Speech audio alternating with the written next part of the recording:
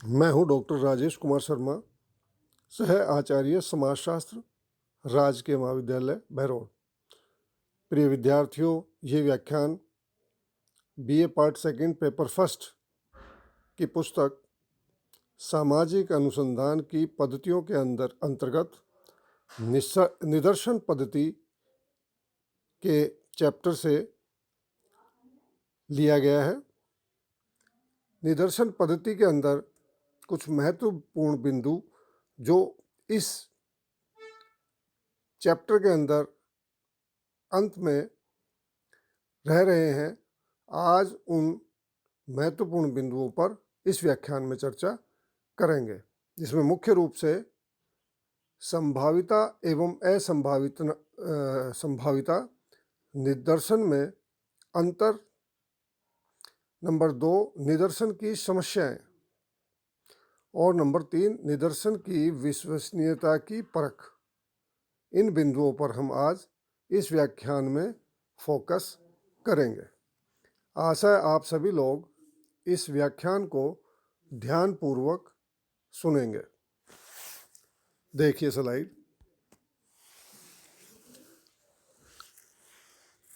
संभाविता एवं असंभाविता निदर्शन में अंतर, distinction between probability and non probability sampling. संभाविता दैव निदर्शन एवं असंभाविता या अन्य प्रकार के निदर्शन से निम्न रूपों में भिन्न है। नंबर 1, संभाविता दैव निदर्शन की सभी विधियों में निदर्शन के चुनाव के समय समग्र की प्रत्येक इकाई को निदर्शन में आने का समान अवसर मिलता है तथा सभी इकाइयों में निदर्शन में सम्मिलित होने की गणना की जा सकती है, जबकि असंभावित निदर्शन में चूँकि सभी इकाइयों को निदर्शन में सम्मिलित होने का अवसर नहीं मिलता है, अतः किसी इकाई के निदर्शन में सम्मिलित होने की संभावना क्या है, इसकी गणना का प्रश्न ही नहीं उठता। नंबर 2, संभाविता निदर्शन में से चुनी गई इकाइयाँ विश्वसनीय मानी जा सकती हैं यदि एक ही अनुसंधानकर्ता एक से अधिक बार उसी समग्र में से निदर्शन निकाले या अलग अलग अनुसंधानकर्ता उसी समग्र में से निदर्शन का चुनाव करे तो वे सभी निदर्शन लगभग एक समान होते हैं, अर्थात उसमें कोई सार्थक अंतर नहीं होता है। इसके विपरीत असंभावित निदर्शन द्वारा इस तरह की विश्वसनीयता प्राप्त नहीं की जा सकती, क्योंकि इसमें इकाइयों का चयन मूलतः अनुसंधानकर्ता की इच्छा पर निर्भर करता है। जैसे सविचार निदर्शन में अनुसंधानकर्ता निदर्शन की इकाइयों का चयन अपनी मर्जी से ही करता है, तो स्वयं चयनित निदर्शन में इकाइयाँ अपनी इच्छा से अध्ययन में सम्मिलित होती हैं। नंबर 3, संभाविता निदर्शन द्वारा चुनी गई इकाइयाँ समग्र की प्रतिनिधि मानी जा सकती हैं, अर्थात उन इकाइयों की तुलना यदि शेष समग्र से की जाए तो हम पाएंगे कि इन दोनों वर्गों में कोई सार्थक अंतर नहीं है। इसी कारण ऐसे निदर्शन के अध्ययन के आधार पर जो परिणाम प्राप्त किए जाते हैं उन्हें समग्र पर लागू किया जा सकता है, जबकि असंभावित निदर्शन में से प्राप्त परिणाम उस निदर्शन तक ही सीमित होते हैं, उन्हें समग्र पर लागू नहीं किया जा सकता। नंबर 4, चूँकि संभाविता निदर्शन अनुसंधानकर्ता की इच्छा से पूर्णतः परे होते हैं, अतः ऐसे सामाजिक अनुसंधान जिनका संबंध सिद्धांतों के निर्माण, सिद्धांतों के पुनर्परीक्षण, उपकल्पनाओं के परीक्षण आदि से होता है, वे संभाविता निदर्शन का ही उपयोग किया जाता है एवं किसी भी दशा में इस प्रकार के अध्ययनों में असंभाविता निदर्शन का उपयोग नहीं किया जा सकता।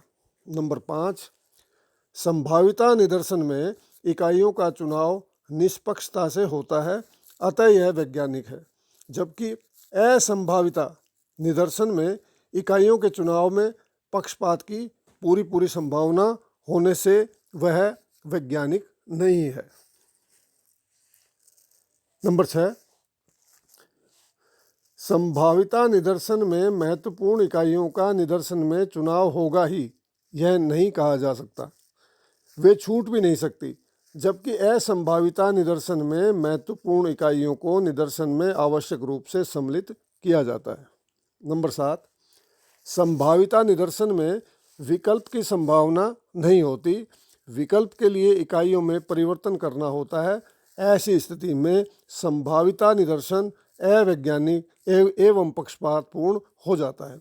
जबकि असंभाविता निदर्शन में विकल्प का चयन एवं प्रतिस्थापन अपेक्षितया सरल होता है।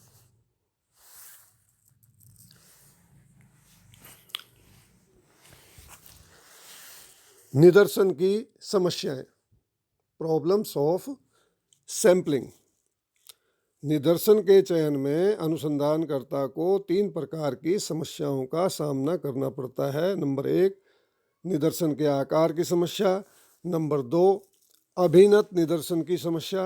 नंबर 3, निदर्शन की विश्वसनीयता की समस्या। हम यहाँ इन तीनों ही समस्याओं का उल्लेख करेंगे। नंबर 1, निदर्शन के आकार की समस्या, problem of the size of the sampling. निदर्शन की सबसे बड़ी समस्या उसके उचित आकार की है। यदि निदर्शन बड़े आकार का है तो उसके अध्ययन में अधिक समय, धन और श्रम खर्च होगा, और यदि निदर्शन बहुत छोटा है तो उसके प्रतिनिधित्वपूर्ण एवं विश्वसनीय होने में संदेह रहेगा। अतः निदर्शन का आकार समुचित प्रकार का होना चाहिए। सामान्यतः नेक्स्ट,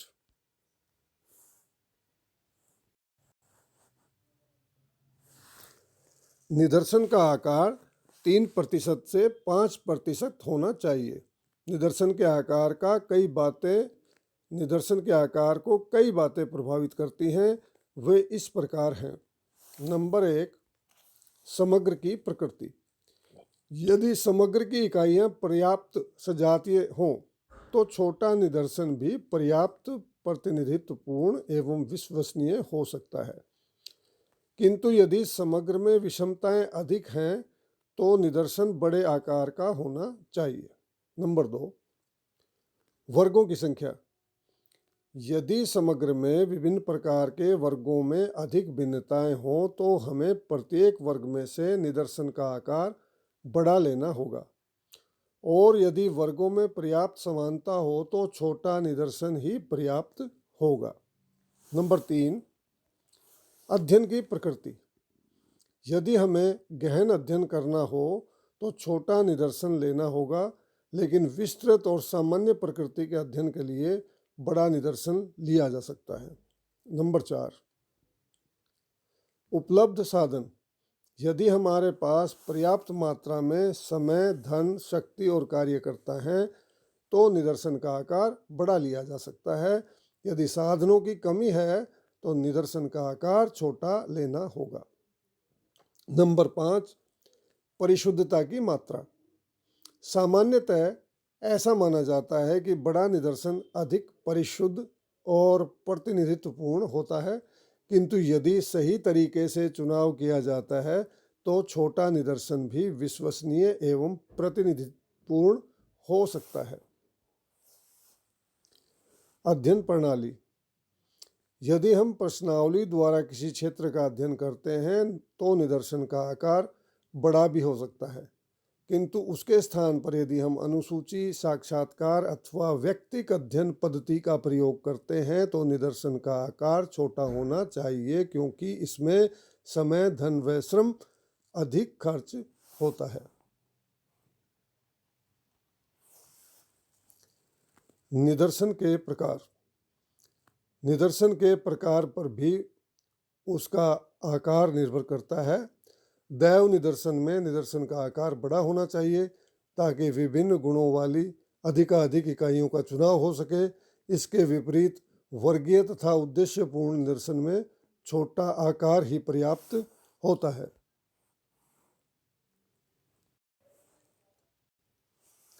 इकाइयों का वितरण।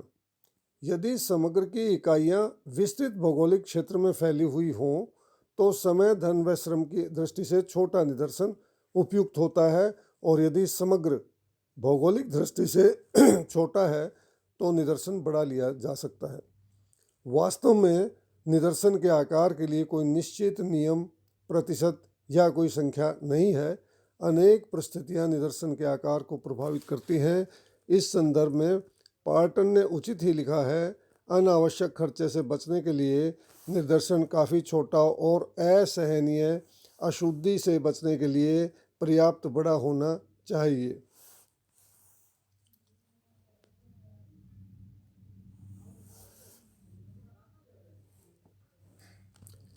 अभिनत निदर्शन की समस्या। अभिनत निदर्शन की समस्या, problem of biased sample.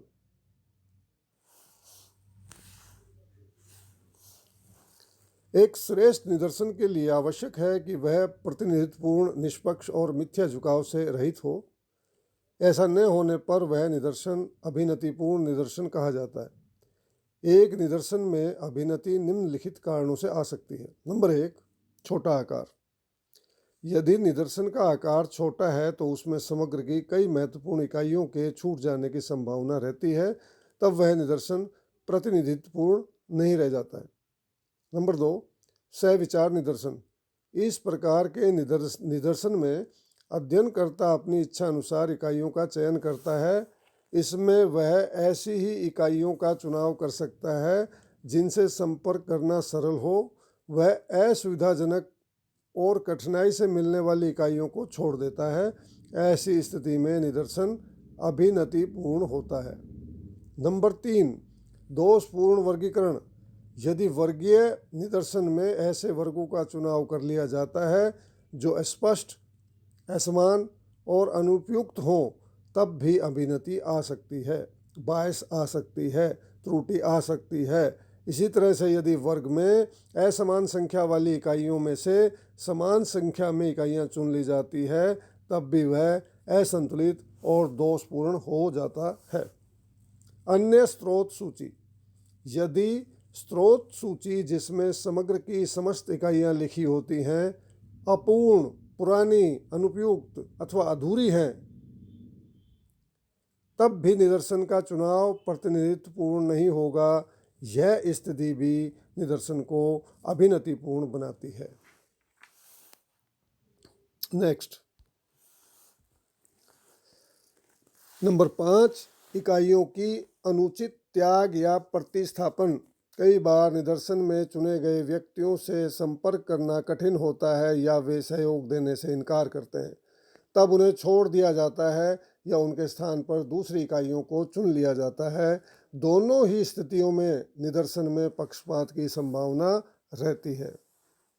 Number 6, कार्यकर्ताओं द्वारा चुनाव। कई बार कार्यकर्ताओं को यह अनुमति दे दी जाती है कि वे निदर्शन की इकाइयों का चुनाव अपनी इच्छा अनुसार करें। ऐसी स्थिति में भी चयन में पक्षपात आ सकता है। नंबर 7, सुविधापूर्ण निदर्शन विधि। जब अध्ययनकर्ता को यह स्वतंत्रता दे दी जाती है कि वह अपनी सुविधा अनुसार निदर्शन का चुनाव कर ले, तब वह अन्य बातों की अपेक्षा अपनी सुविधा को अधिक महत्व देता है। ऐसी स्थिति में निदर्शन प्रतिनिधित्वपूर्ण नहीं रह जाता है। नंबर 8, त्रुटिपूर्ण दैव निदर्शन। दैव निदर्शन विधि द्वारा इकाइयों के चयन में भी पक्षपात की संभावना रहती है। उदाहरण के लिए, यदि चिटे या गोलियां जिनका उपयोग दैव निदर्शन के लिए किया जाता है छोटी, बड़ी अथवा विभिन्न रंगों की है अथवा उन्हें पूरी तरह से हिलाया या मिलाया नहीं गया हो, तब भी बड़ी चिटों और ऊपर पड़ी चिटों के चुने जाने की संभावना अधिक रहेगी। इस स्थिति में भी निदर्शन पक्षपातपूर्ण हो जाता है। नंबर 2, अध्ययन विषय की प्रकृति। कई बार अध्ययन विषय जटिल, असमान, विविधतापूर्ण, परिवर्तनशील, एकदम नया अथवा बिखरा हुआ हो, तो ऐसी स्थिति में निदर्शन के चुनाव में हम उन्हीं इकाइयों को चुनते हैं जो सुविधापूर्ण हो। यह स्थिति भी निदर्शन को पक्षपातपूर्ण बना देती है। विभिन्न प्रकार से आने वाली अभिनति, बायस, त्रुटि को दूर करने के लिए निम्नलिखित उपाय अपनाए जा सकते हैं। नंबर 1, अनुसंधानकर्ता को अनुभव, कुशलता और योग्यता प्राप्त होनी चाहिए। नंबर 2, उसे अध्ययन समस्या का पूर्ण ज्ञान होना चाहिए। नंबर 3, निदर्शन विधि विषय उद्देश्य के अनुरूप होनी चाहिए। नंबर 4, निदर्शन का आकार पर्याप्त होना चाहिए। नंबर 5, अध्ययन वैज्ञानिक और पक्षपात रहित होना चाहिए।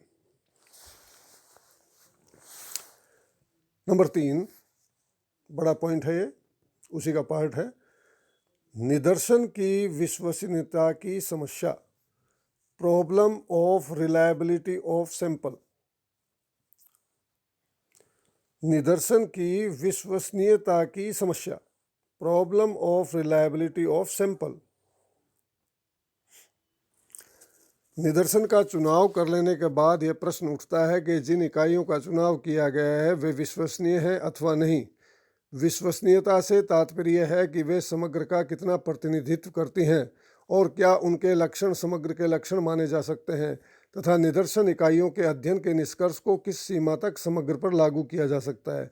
एक विश्वसनीय निदर्शन में निम्नांकित गुण होने चाहिए। नंबर 1, उसका आकार पर्याप्त हो। नंबर 2, उसका चुनाव उपयुक्त विधि से हो। नंबर 3, समग्र का वर्ग विभाजन इकाइयों की समानता एवं सजातीयता के आधार पर किया जाए। नंबर 4, त्रुटि माप योग्य हो, त्रुटि माप योग्य हो।